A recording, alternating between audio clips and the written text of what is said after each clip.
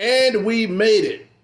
Congratulations to those that placed first, second, and third in the 2024 Flawless Fantasy Football Listener League. Yeah, the second season, man. Second season. This season and last season. I think I did a couple other seasons before that without the Listener League. Like I told you guys before, man, look, I just wanted to do this as a bucket list thing.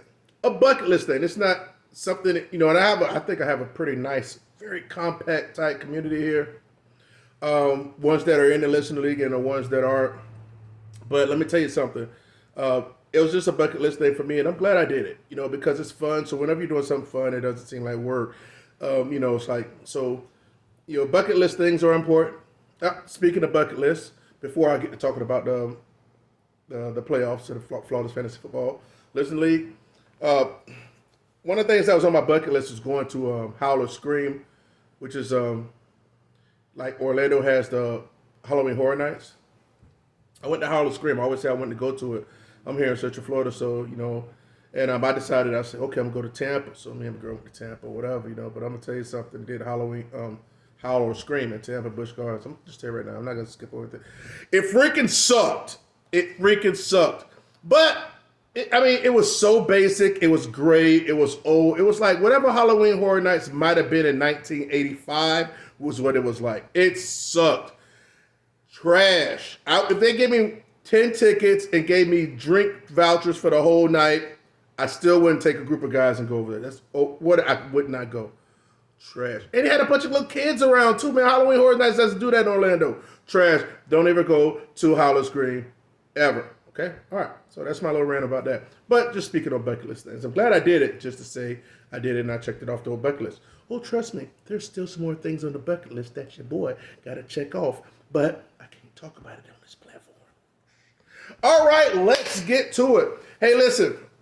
Again, like I said, I enjoyed the season. Wasn't that many, hiccups in the road. I believe I'm a fair commissioner, okay? Because yes, I created the league and everything else, but it's not like, I'm running this league with a, iron fist, and I want it to be fair. Kind of like I think it's like Green Bay Packers, right? You have ownership and nobody's really calling shots, but yet, what I'm saying, one person has majority rule type thing. I like it that way. I think that's Green Bay anyways, but who knows, things might have changed. But let's just get to it, man. We had a playoffs happen here, and the playoffs were through the first through 6 seeds as the season ended were Champnificent Fantasy Football Club were the number 1 seed. Freshly Squeezed was number 2 seed. Champ MVP was the number 3 seed. And Team Ill Phil was number 4 seed. Number 5 was Buffalo Funkadelics. And number 6 was Multiple Scoregasms. Your boy didn't make it, what I'm saying, or whatever. But, your boy did some stuff where I gave back a game and stuff like that. Had to let somebody know they hadn't put in their lineup and I missed the game. Look, I do this for y'all, so I don't really care. Plus, I give you information throughout the week, so it's hard for me to really win or even get ahead. But guess what? That's part of me giving back. Give it till it hurts. Jalen Hurts. Ugh, don't get me going by Jalen Hurts. He laid down on me. He laid it down I had the first buy. I had the first place in my listener league because I only have this league, I'm involved in the listener league and in the work league at work. I had the first round buy, top of the number 1 seed, and Jalen Hurts laid it down and gave me a 4. So you know how that go. And I think I lost by like 9 or something, whatever, 10. Beantown actually took me out of that league. And but yeah.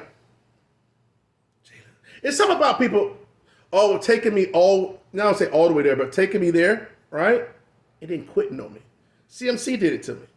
Remember the last year in the work league, it went all the way to the championship game, and he laid it down in the second quarter. Next thing I know, why is Elijah Mitchell running a 2-yard touchdown there? And Elijah Mitchell ended up with 19 fantasy points, and Christian McCaffrey laid it down in the second quarter. Thanks, Christian. But I'm going to be honest with you, that's karma, though. Because I talked trash about Christian McCaffrey forever before he got on the Niners. Just like when Scotty beat me in the listener league. And what's the old boy name? That used to play for Denver. Keenan Allen. Now he played for Chicago. They talk trash about Keenan Allen. Call him a freaking saber-tooth tiger, glass, porcelain, fine china, the sweetest of fine china. And he put up 2 touchdowns against me. It's got to be beaten by less than 10 or something like that. But hey, those people come back to me, man. When I put that hate out there on them, and for good reason, they come and go, man, enough about me. Because you guys know how I can go, man. Okay, so only been 5 minutes. Let's go. So those were the top seeds, top 6 teams that went. As you can see here, I'm going to put on the screen about how the playoffs went, how playoff bracket went. And you see how Champnificent, Freshly Squeezed, how and Champ MVP continued on, right? And I don't know who the 4th team was. You have to look on there and see. I'm not looking at that right now. See how it played out after the bye. After the bye, I'm sorry. Champnificent and Freshly Squeezed had the bye. But it's ironic that in the championship game, it ended up being Champnificent Fantasy Football Club and Freshly Squeezed. I just found out what Freshly Squeezed was anyway by Champnificent. He let me know what Freshly Squeezed was basically about some wrestler. He started sending me videos about the dude, kept telling me how he liked Freshly Squeezed. He was saying the wrestler. He used to like him, but then he didn't like him no more. And I was like, I never knew what it was behind Freshly Squeezed. I never knew. I just always thought of orange for some reason. But so they ended up meeting in the championship for Champnificent Fantasy Football Club, meeting up against Freshly Squeezed. And unfortunately for Freshly Squeezed, that Connor laid it down on him. And I think somebody else doggone kind of has some issues too. But nevertheless, it's a team issue. And Champnificent Fantasy Football Club is 2024's Flawless Fantasy Football's Listener League champion. Congratulations to you, sir. Congratulations to you. Hey, guys, and outside of congratulations to him, I got to say, I apologize. I don't apologize, but apologize to you guys. I don't apologize, though. That's just sarcasm. Let me tell you something. Champnificent, I'm just calling him Champnificent.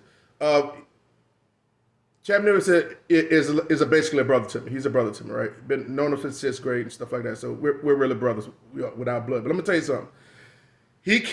Me and him were, I ain't got it on me right here. I ain't got it on me. Me and him were, rivals in the Fly Like an Eagle Fantasy Football League. You know, like I say, I won, you guys, I showed you that plaque. I might put it on the screen here or something like that. You guys have seen it plenty of times. In which I won 4 championships. I won the most out of 4 championships in its while it was created, but he won 3. He was the next up with 3. So he's known fantasy football for a long time, ever since I came out of the military in 1998. In 99, we was playing fantasy football on paper each week, you know what I'm saying, or whatever. You know what I'm saying? So just amongst ourselves and stuff like that, you know. And it was a good time. And it was kind of like our way of kind of fine-tuning ourselves with fantasy football. So it really no surprise in which, you know, we could do things different. And even after a layover like he had, because he hasn't been in the league that often like that for the longest, where he could come back first year and make a team. So he's always going to be competitive. You know what I'm saying? So I'll give him that. So don't take anything from it. So instead of y'all trying to come at me, you need to be trying to go at him. All right? You need to be trying to go at him because he knows what the heck he's doing. All right? And I'm actually, you know, thankful that he, one of the benefits of him winning is he could shut his brother up, because his brother, Tyrone, like a brother to me as well, his older brother, basically like our older brother, he be hating because of his little stupid little league. Sorry, Tyrone, but, you know, this is my platform here. You know what I'm saying? He be freaking, you know, he can't win that league with, for damn, he overvalue wide receivers too much. He don't want to listen to us. But, you know, being old school and valuing running backs.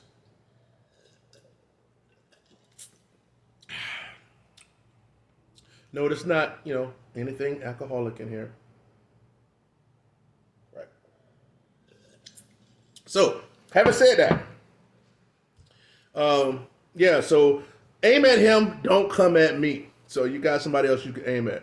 But congratulations to Champnificent Fantasy Football Club. You are this year's winner. And you'll have your solid, $550 as your cash winning prizes. But guess what? You'll also have memorabilia that will be coming to you by way of yours truly, to always make sure you remember that you're a champion. Second place was Freshly Squeezed. As you can see, Freshly Squeezed, man. Second place, man. You're the first loser. You were so close, so close.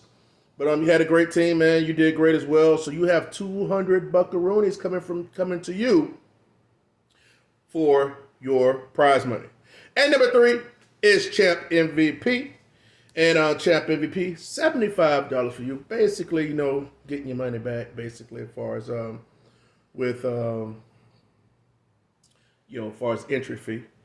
So Champ MVP, congratulations for your third place prize of 75 bones.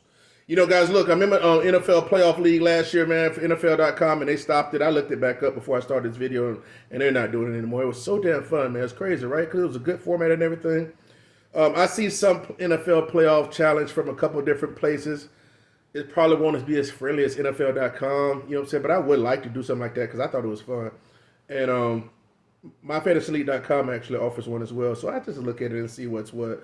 It's not about, it's just a little small little thing. But we don't necessarily have to do it. I don't know if I'm going to do it, you know what I'm saying, on the web. So I don't want you to try to hold me to that. Speaking of holding me to that, guys, look, again, like I said, I always had this as a bucket list thing to me. So it's not about me actually continuing to do this, right? I like doing it. It's a 75-80% chance that we'll do it again. I'm never going to commit to nothing. I'm never going to say I'm not going to do it. I like doing it, and I want to do it. Okay, let's put it like that. So, but I don't know where I'm going to be at mentally in my headspace come, you know what I'm saying, it's August and stuff, then, you know what I'm saying, 2025, I got things I want to do.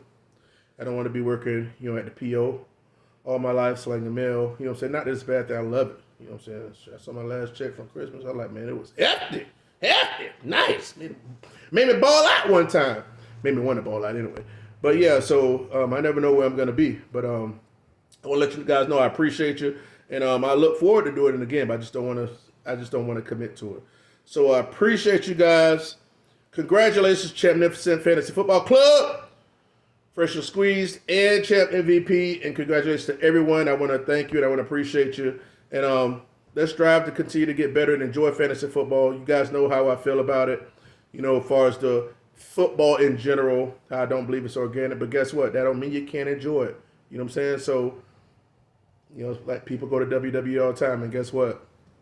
And, they know what time it is. But they enjoy the hell out of it.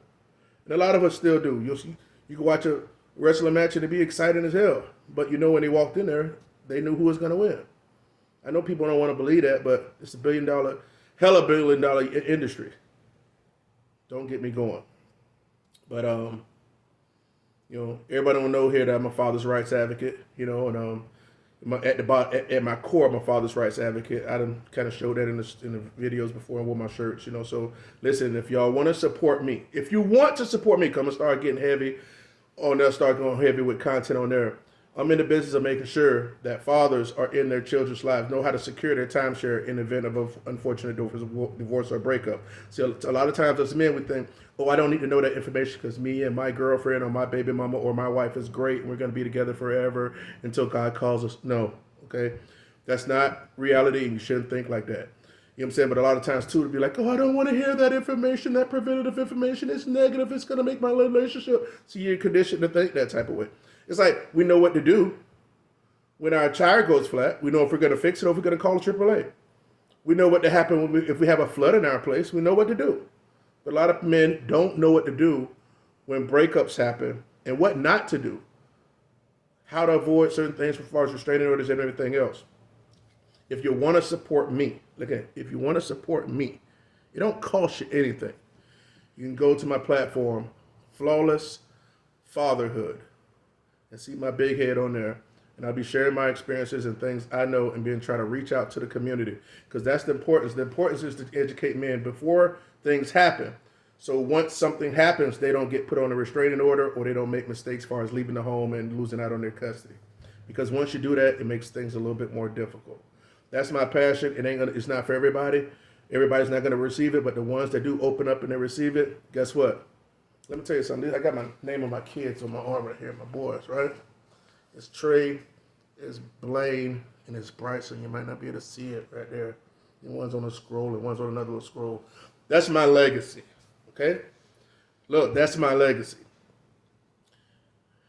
through a divorce. I was married when I was with those for my first two, Trey and Blaine, and I was able to raise them as the primary parent. I was make sure that I had them through the through the courts and make sure we went through our divorce. And that's a tough thing to do. You got to know what to do and what not to do. And it was tough during a tough time. A lot of times men try to hold on to their wives when the wives try to bounce with the kids. And that's why the men lose, because they're focused on the wife instead of focusing on trying to secure the kids. You never should hold on to somebody that doesn't want to get held on to. That's a mistake. So I was able to raise my boys up, and their mother had visitation. I raised them up into awesome men. Awesome men. Had a great weekend with them this past Saturday, I think it was.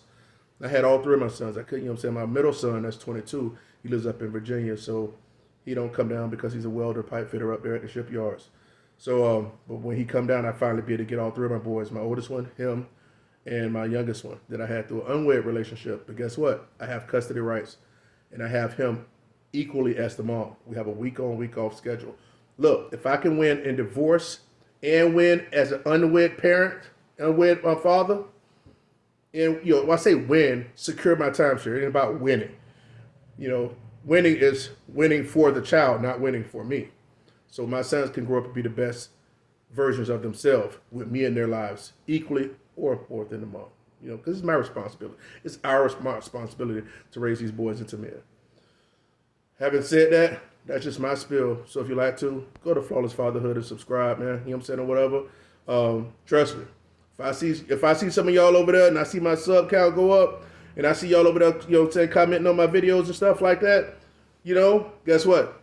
I'm going to be like, man, you know what? I'm going to go ahead. I'm going to make sure I put more content out for Flawless Fantasy Football, and way more likely to have the Flawless Fantasy Football Listening League again. I'm just saying, you got to give to receive.